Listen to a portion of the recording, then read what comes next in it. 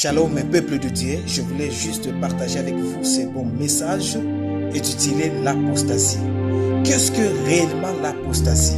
Frères et sœurs, l'apostasie signifie chuter, faire défection, se retirer, se détourner de quelque chose à laquelle on adhérait auparavant. La Bible nous dit dans 2 Corinthiens chapitre 2 et le 3e verset que personne ne vous séduise d'aucune manière, car il faut que l'apostasie soit arrivée. Auparavant, et connaît vie paraître l'homme du péché, le fils de la perdition. Bien-aimé, l'apostasie signifie donc se couper de la relation salvatrice que l'on avait avec Jésus-Christ ou abandonner toute union vitale avec lui. Bien-aimé dans le Seigneur, l'apostasie peut concerner deux aspects distincts. L'apostasie doctrinale, c'est-à-dire le rejet d'une partie ou de la totalité des enseignements de Christ et des apôtres. L'apostasie morale, c'est-à-dire le fait pour quelqu'un qui était chrétien de cesser de demeurer en Christ pour devenir esclave du péché et de l'immoralité.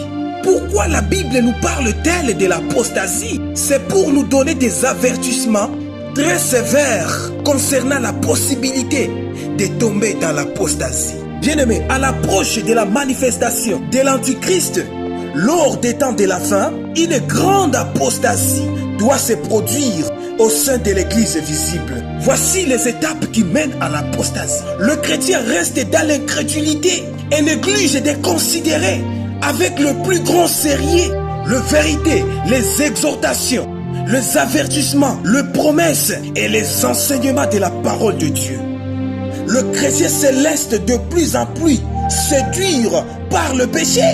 Il tolère de plus en plus le péché dans sa vie. Le Saint-Esprit est attristé. Puis dans le temple du Saint-Esprit est profané. Et le Saint-Esprit finit par quitter les chrétiens.